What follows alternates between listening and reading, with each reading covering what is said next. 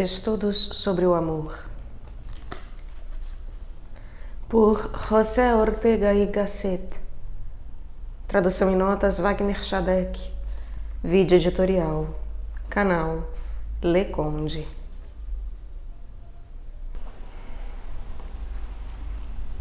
Sétimo. Paisagem com uma corça ao fundo. Até 1793 havia muitos homens na Europa, mas o homem mais homem que havia então na Europa era provavelmente o Capitão Nelson. Ora, e Napoleão? Napoleão era, mais que homem, super-homem, ou semideus. De modo que Nelson era tão exclusivamente e tão enormemente um homem, parecendo outras muitas coisas.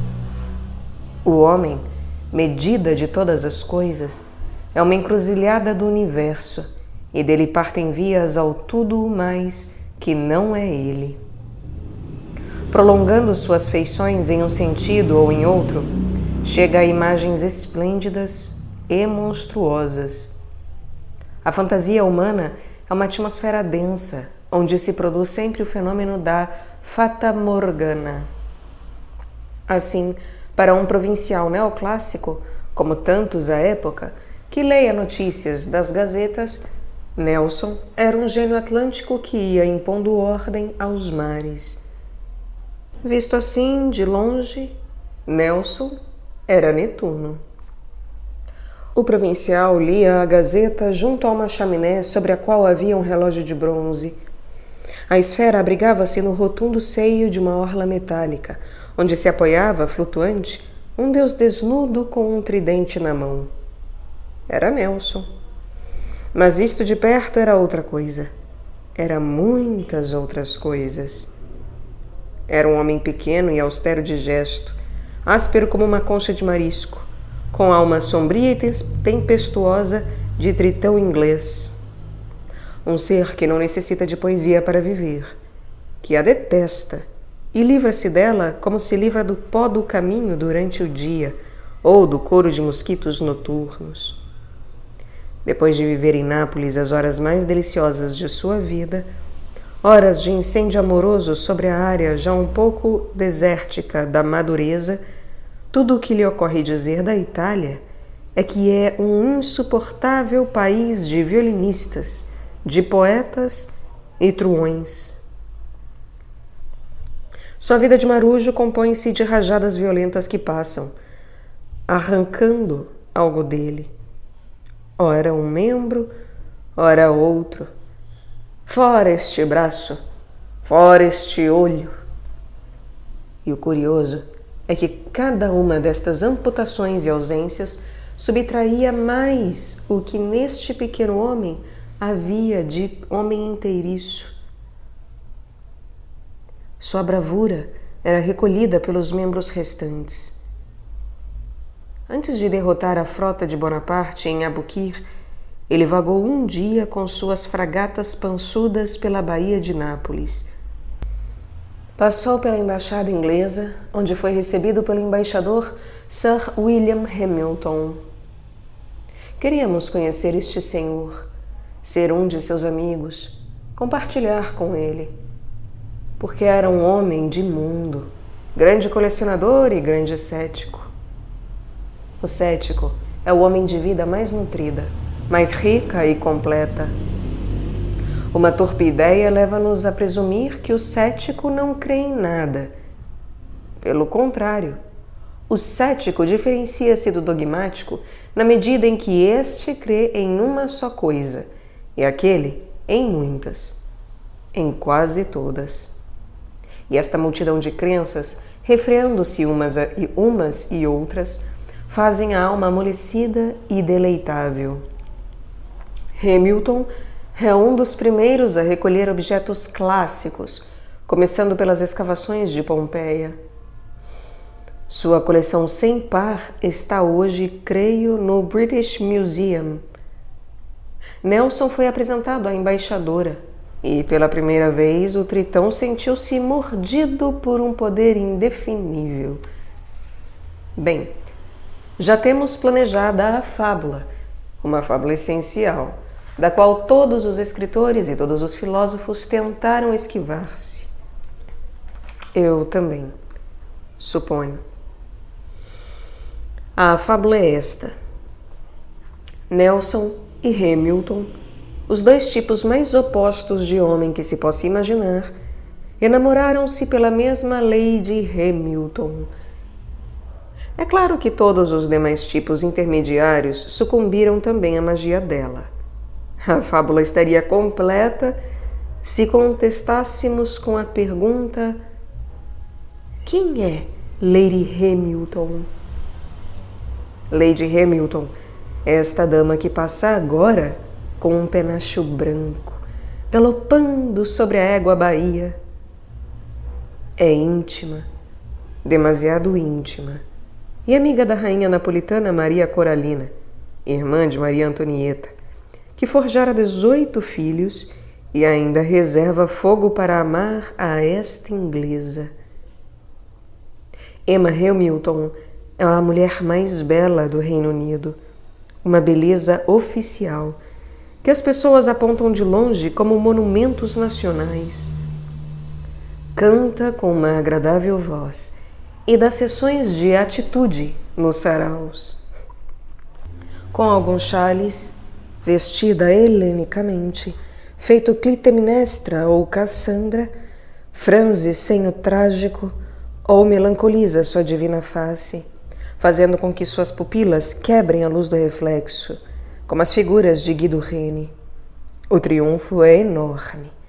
Fala-se destas atitudes em toda a Europa. Não se esqueça, estamos no instante de preparação para o romantismo. O coração sobe a cabeça. Aceita-se a emoção como um álcool. É um novo sabor que embriaga. E a gente busca então, sobretudo, a embriaguez. A mulher passa a servir de tema ou pretexto à exaltação dos sentimentos. Declara-se o tom da época pelo vocabulário. A toda hora ouve-se divina, sublime, extasiado, fatal. Carregam-se a lágrima e a pérola. Tudo isto é, olhando de longe, simpático e gracioso. O teatro passa a vida, e a vida estufa e infla como uma vela sob o vento que sopra do cenário. Não sei, mas esta teatralidade da vida, que explica o triunfo romântico das atitudes executadas por Emma Hamilton, parece-me mais estimável que o princípio contrário, vigente 100 anos depois, quando o teatro preocupa-se em imitar a vida. Bem, mas esta Emma, amiga da rainha, embaixadora e Lady Hamilton, quem era anteriormente? Pois era querida pelo sobrinho de Hamilton, pelo cavaleiro Greville, que a passou ao tio. Ele a tinha encontrado em casa de um curandeiro que, mediante sacudidas elétricas, devolvia a turbulência aos decrépitos. Antediva medicinal, onde o paciente recebe as descargas, pousava de Ígia, de saúde, esta maravilhosa menina, que fora humilde criada, nascida de uma cozinheira. Agora é embaixadora da Inglaterra. Não é fácil, de tão pouco, chegar a tanto. Não basta a beleza, dirá o leitor, para explicar tão ilustre ascensão. Essa mulher deveria ter um grande talento. Para mim, é este o ponto decisivo da fábula, de que todos costumam escapar. Porque a verdade crua é que Lady Hamilton não teve nunca talento, nem sequer fina educação, tampouco bom gosto e bom senso. É a perfeita casca grossa. Para ela, viver é vestir e tirar trajes, ir e vir de uma festa a outra festa. gastar dinheiro, não parar, baile, gestosinhos, convidar e ser convidada. É a eterna mundana que, sob um ou outro nome, todos reconhecemos e de que quase todos já nos enamoramos alguma vez. Por isso digo que a fábula é essencial e não uma mera anedota. O leitor, em face disto, volta-se para trás e diz: deveria ser uma beleza soberana. Sim, parece que sim. Mas isso não explica tampouco que dela se enamorem tão radicalmente homens como Nelson e Hamilton. A beleza superlativa é inconveniente para que os homens de fino sentimento sintam-se atraídos por uma mulher. A excessiva perfeição de um rosto incita-nos a objetivar a pessoa que o possui, a distanciar-nos dela para admirá-la como um objeto estético. Das belezas oficiais, só se enamoram os tolos e os mancebos de botica. São monumentos públicos, curiosidades que alguém contempla de longe e sem deter-se. Ante elas, se sente como turista e não amante. Convém, pois, que não escapemos da questão pela janela da beleza. Sem uma certa dose dela, os dois heróis diferentes, Nelson e Hamilton, não teriam amado a Emma, mas o que lhes atraía positivamente era outra coisa. Eu espero que o leitor resista à incitação plebeia e trivial de supor que o amor em homens deste patamar nasce do apetite sexual. Mas então encontraríamos um enigma. Lady Hamilton, ágil, leve, de curtos gestos, de cabecinha inquieta, aparece ao fundo da paisagem como uma corça. É a paisagem que perdura em quase todas as casas da Inglaterra. Lady Hamilton não tem muito mais sindérese que uma corça. Por que dela se enamoram dois homens, como com Nelson e Hamilton? A solução provável do enigma é bastante grave. E não sei se me atreveria a prometê-la para o próximo número.